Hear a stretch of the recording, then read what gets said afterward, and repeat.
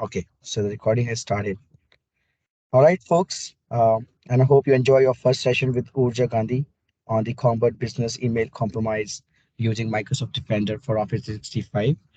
Here again, the second, second important session, uh, and our speaker name is Sandeep Seni, which is going to take over on mastering the configurations in Microsoft Defender for Office 365.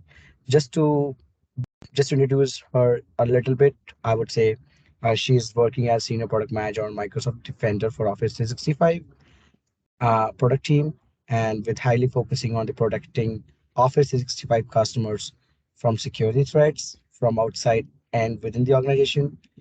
And she also leads our Microsoft Threat Protection configuration experience. So I think more to come from her. But yes, all right, Sandeep, you can take it forward from here. Awesome. Thank you so much, Lilith. Hello, everyone. I'm Sandeep Saini, and as Lilith mentioned, I am a senior product manager on the Microsoft Defender for Office product team, focused on our configuration experiences and just helping simplify the overall configuration process for our customers.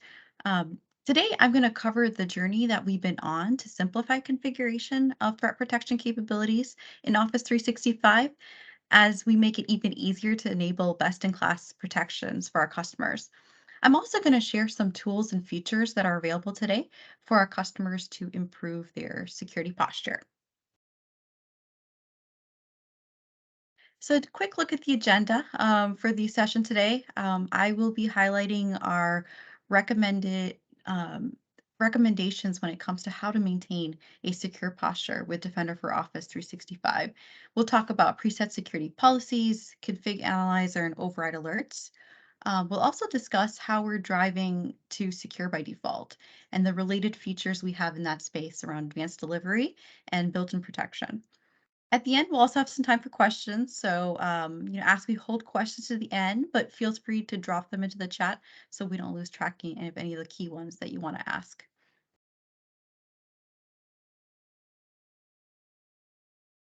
So, why Microsoft? Why do customers choose us?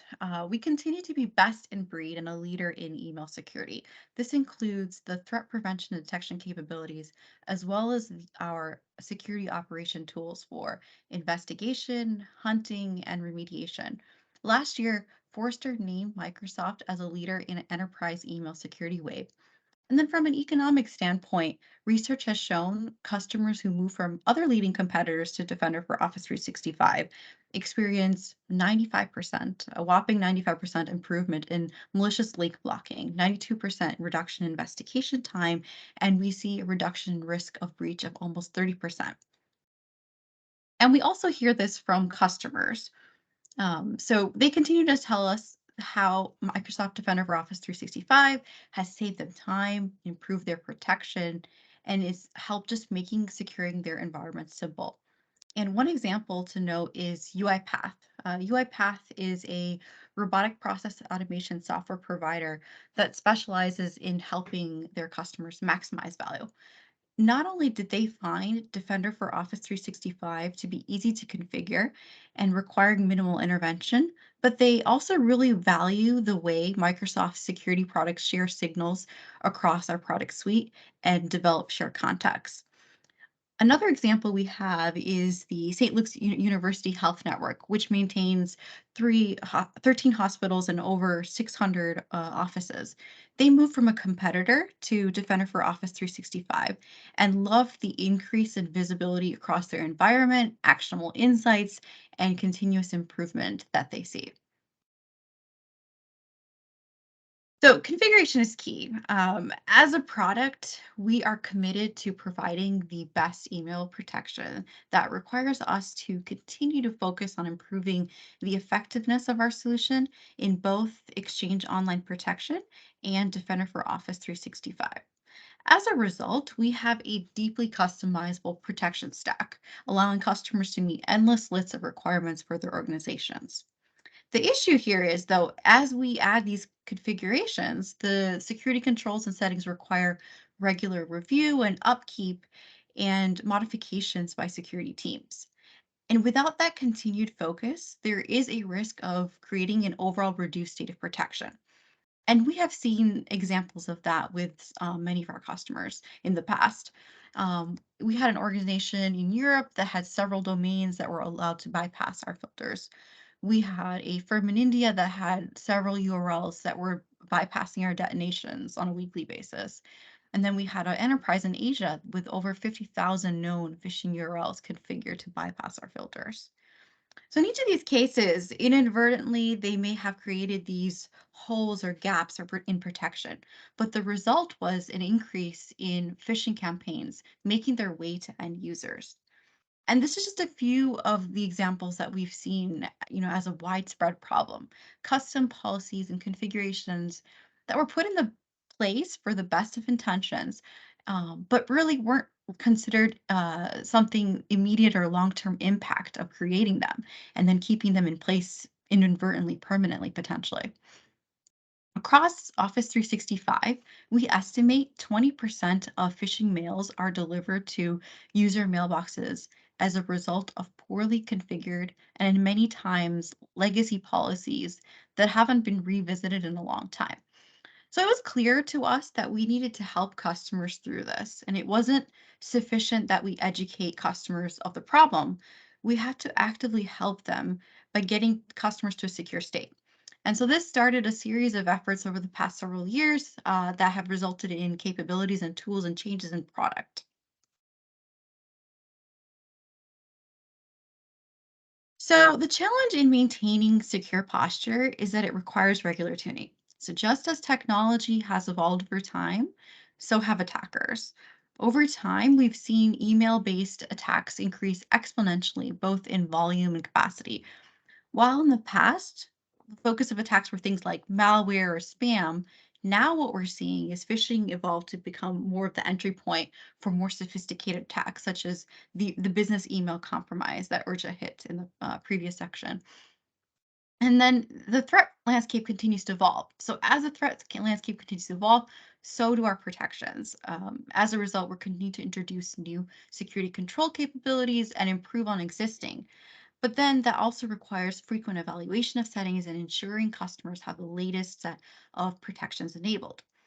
To combat this, we applied the following principles.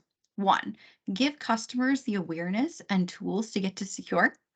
Two, actively help customers get to secure through improvements in new capabilities and product.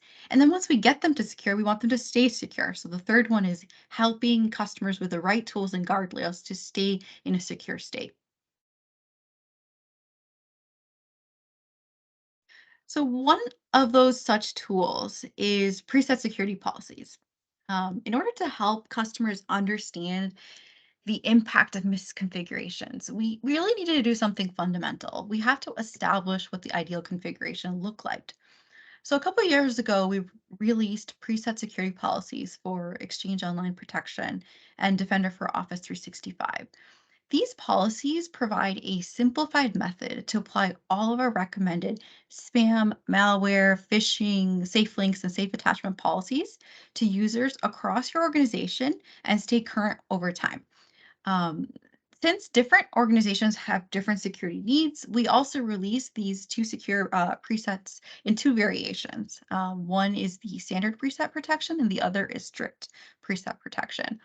And you can choose to protect certain groups in your organization with strict policy settings. So maybe your executives or a team working on a confidential product, while protecting others, like such as your sales team or your customer support with standard protection. Basically, however, we recommend standard for all of your users within an organization and strict for your high value targets or priority users that would benefit from of a more aggressive profile protection. And a little bit more on strict protection. So strict protection is a more aggressive profile where we have more aggressive actions on malicious mails, such as sending bad mails to quarantine instead of junk folder. It also has tighter controls around bulk senders or what we call gray mail, and has more aggressive machine learning built in as well.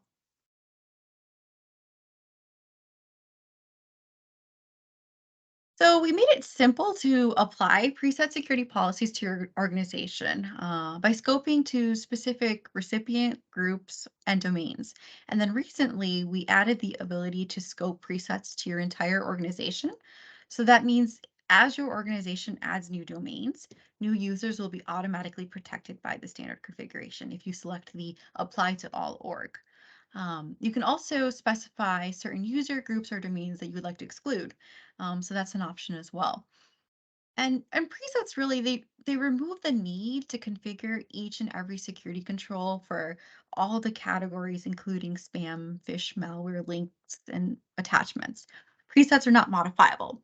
So as we introduce new security controls or adjust recommendations to meet an ever-changing threat landscape, presets will always contain the latest and greatest. Another aspect to note is that in the order of precedence for presets policies, as well as custom and default. So when you have multiple policies applied to a user, the strictest settings will apply. Strict presets will prioritize over standard, and standard will presets will take precedence over custom or default policies.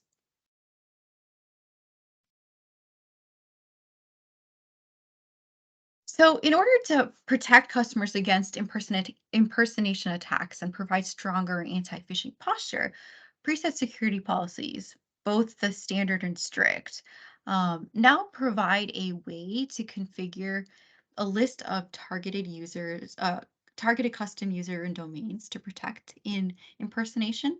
So we had an issue where a lot of customers were saying, oh, you need to disable the preset security policies and then create a custom anti-phishing policy. So you no longer have to do that because really you just want all of Microsoft's recommended settings. And this recent update will not only cover customers who are unknowingly missing out on impersonation protection on some of their key domains and senders, but also make it easier for tenant admins and security operation teams to configure anti-phishing settings using preset security policies without the need to explicitly use a custom policy. And we really want to encourage use of presets over customs with the thought that you use a custom for specific use cases where you need to make some tweaks. But really, the idea is you start with your standard for the majority of your organization. And this is just one of the recent updates we've made to presets. This is all part of our effort to ensure that presets are easy to use and that they are always have the most up-to-date settings. So love to hear any feedback if anyone has used presets towards the end here when we get to the Q&A section. Love to get some thoughts and any recommendations you may have there.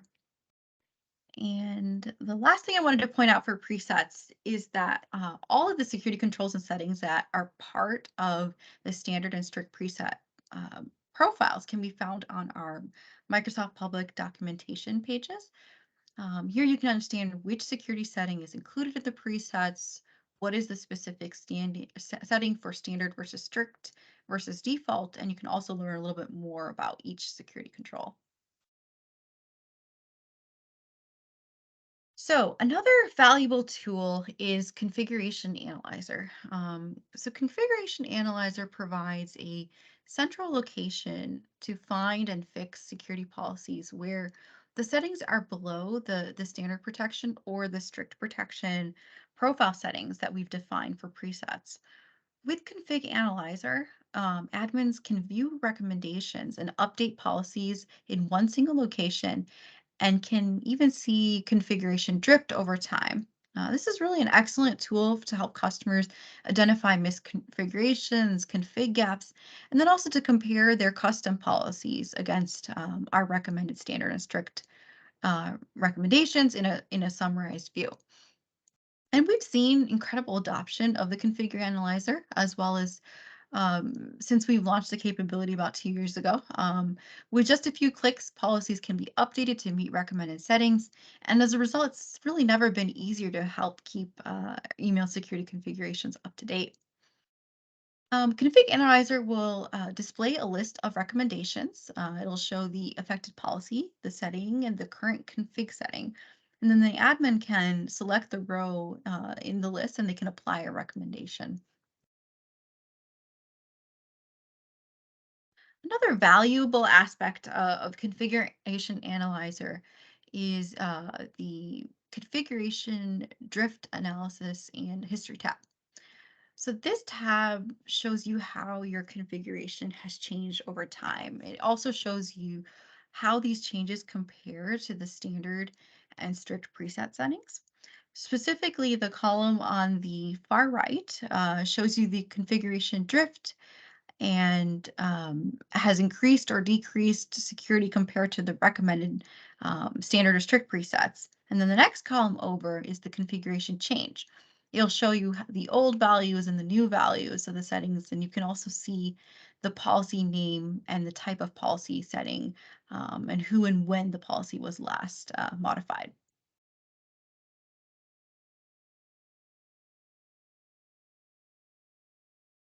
So another valuable tool that we released earlier last year is override alerts. 20% of all phishing messages delivered to user inboxes are delivered as a result of an override.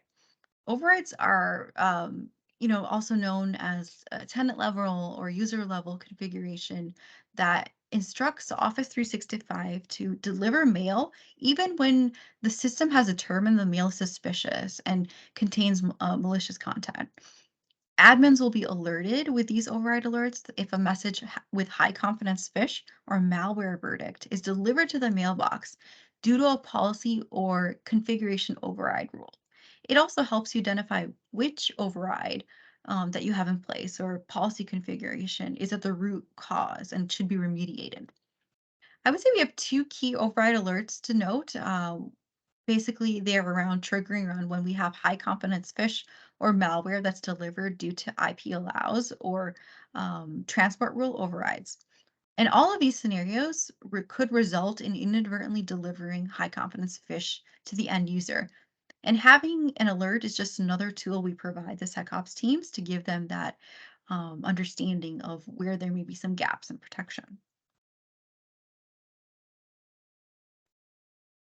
So let's talk about tackling config flaws. So override alerts, config analyzer, and preset security policies were really only the start. Over the past year or so, we have been on a aggressive journey to eliminate bad configuration and to give customers the right tools to achieve easily secure posture and maintain these configurations over time. Our two focus areas have been legacy overrides and policy gaps, so configuration policy gaps. Legacy overrides are those overly permissive allows that we talked about that direct us to bypass the MDO filtering stack and deliver a message to the inbox, even though we know it's malicious. And then the configuration policy gaps occur when MDO protection features are not enabled, thus creating gaps in protection. And both of these configuration flaws lead to inadvertently delivering malicious emails to the end user's inbox, which we really want to avoid. And the thing is, a lot of these are completely avoidable if we had known we had these inadvertent allows and gaps in our configuration. So to solve these two problems, we introduced a couple different in product capabilities that I'm going to touch on next. So the first has been to extend secure by default protections. And you may ask, what is secure by default? Secure default is really not a setting. It's about how our filters work. It's the way that our filters work. And so with the secure by default piece that we rolled out in the last year or so, we no longer honor any type of legacy override where it allowed high confidence phishing verdicts. So we were already doing this for malware verdicts, and now we've extended to high confidence phish messages. And we, as the reason we did that is because we found that high confidence phishes messages have grown to be an equally malicious attack vector. And so these messages will not be delivered to the end user and instead will be sent to quarantine. Um, and we rolled out when we rolled out Secure by Default last year. The focus was on various legacy overrides, including user tenant allows, IP allows, as well as exchange mail flow rules, also known as transport rules or ETRs.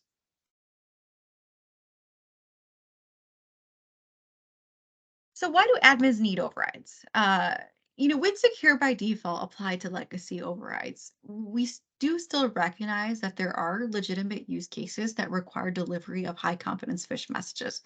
For example, you may need to deliver unfiltered messages in the case of a third party phishing simulation where you're using it to train and educate your organization. So it's not a real threat. Or you may need to deliver unfiltered messages to a security operations mailbox for your security team's analysis. Other cases include if you had a third party filter or using ETRs to deliver those messages. Or also in the case of an actual false positive, filter false positive, you've got a good message that's being blocked. So there's reasons where you would need to bypass this secure by default, and these would be those cases. For false positive management, we are working on several improvements to the admin submissions and quarantine experiences that I know some of my colleagues will be touching on later in this event. But for the first two, phishing simulations and SecOps mailboxes, I'll touch on that a little bit more here today, where we introduced a new capability last year called advanced delivery. Advanced delivery.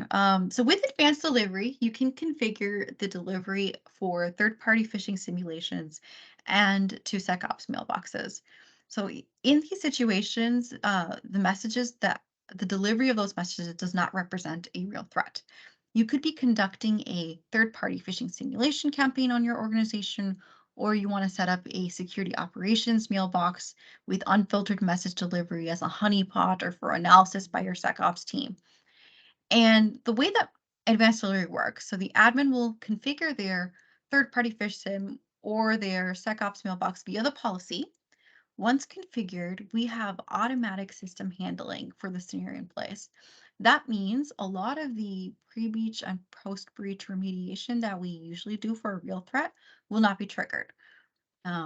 Filters won't take action. 0 hour purge zap will be skipped. We won't create noise in alerts and investigation incidents. And then safe links won't block fish sim URLs. Safe attachments also won't detonate attachments. And then admin submissions will recognize fish sim as a simulated threat.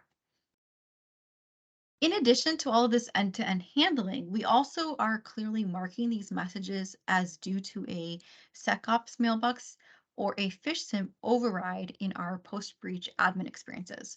So that's across Threat Explorer, TPS report, email entity, campaigns, and advanced hunting. That way, admins have the ability to understand why was a message delivered and can easily filter on those messages. So here is a closer look at the configuration required for the third-party phishing simulations and advanced delivery. The design goals for this included ensuring that admins had the ability to configure their campaigns easily, but with a larger focus on creating a secure configuration and meeting the intent of secure by default. That means moving away from the set and forget allow list of the past and moving to more intentional, purposeful configuration. And as part of that design process, we saw input from major phishing simulation vendors and we reviewed our design with their inputs. Our intent is that admins will use this as a temporary setup for their configuration of phishing simulations and then remove the configuration once the campaign is complete or update it for the next one. And the admin will need to specify the domain, the sending IP, and they can optionally also add some simulation URLs to allow. And an incoming message needs to match on at least one domain and at one sending IP to be considered part of that phishing simulation campaign allow. And the domain is a P1 sending domain, or it could be a DKIM domain specified by the fish sim vendor.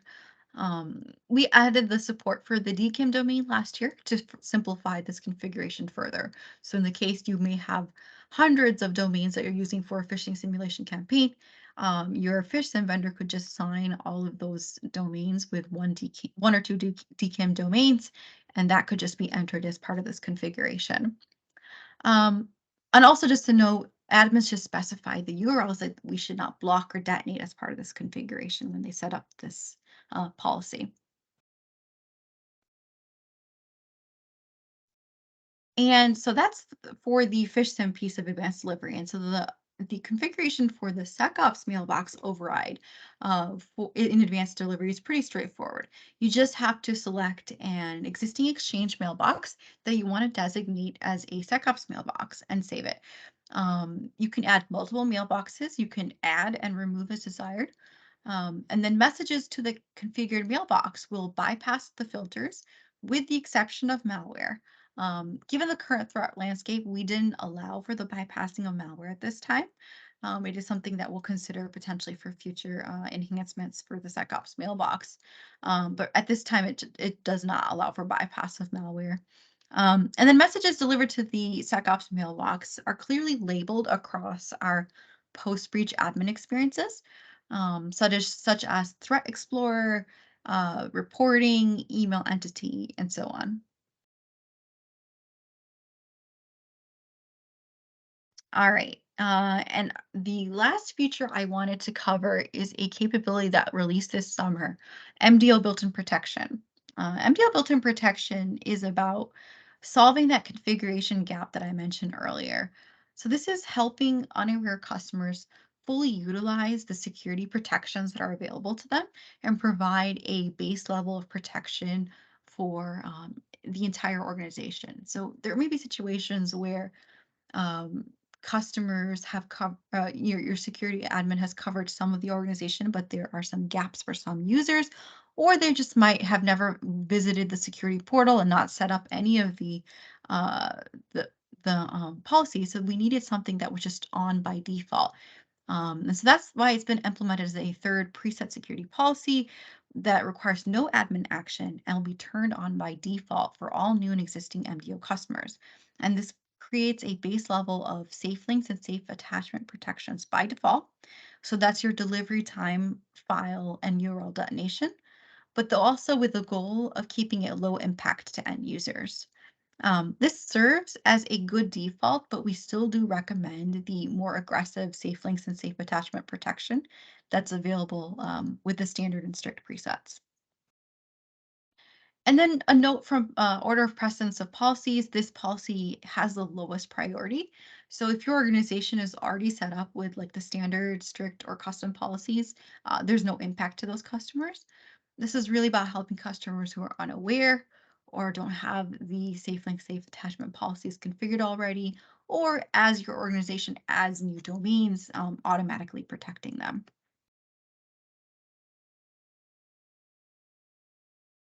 Okay, lastly, I wanted to share some key links and documentation.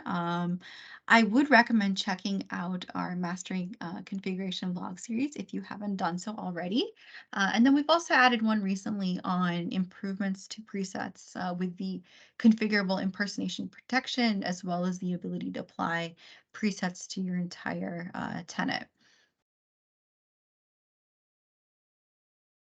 And I know my fellow PMs are also putting in a plug for this, but I would like to strongly encourage customers to try the 90-day free trial of MDO for their organizations. Give it a test drive and check out our advanced protection and detection capabilities, as well as the security operation capabilities if you haven't done so already. All right, that's all I had. I do appreciate the opportunity to talk to you all today about MDO and the configuration journey we are on to simplify the process of configuring our threat protections. Time permitting, I can take any questions. Thanks.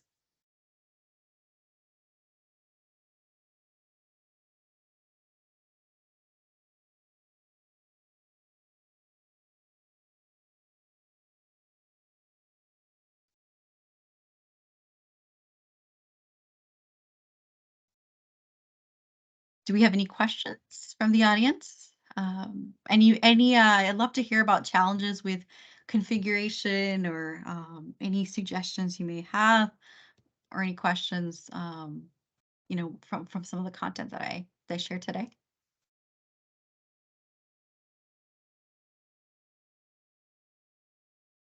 Uh, Hi, Sandeep. Thanks for the session. It was really useful.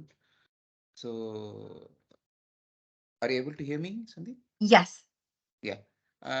You said in one of the slides about that false positive, right? So, Yeah. is this something where you can shed some light, like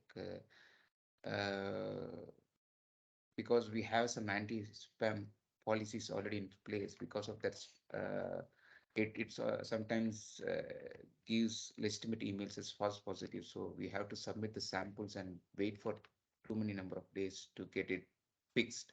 The solution is to whitelist the sender address or sometimes the domain, depending upon the time they take from the that artificial machine learning thing to detect. So is there somewhere we can tweak that spam filter policy in order to get them whitelisted, or you can set some light? I mean, this is more of a configuration part. So yeah. Yeah, I mean, I think Orja kind of hit on this in the previous session as well. We do have an entire session that my colleagues Daria and Kelly are going to be covering on false positives and the whole submissions process. So I think the recommendations that she provided is really in line with what I would say is do use the admin submissions process for false positives. But from my understanding, and definitely Daria can provide more detail when we get to a session, but there should be some automatic allows that get put in place once you submit false positives for messages that are similar to that, and from my understanding.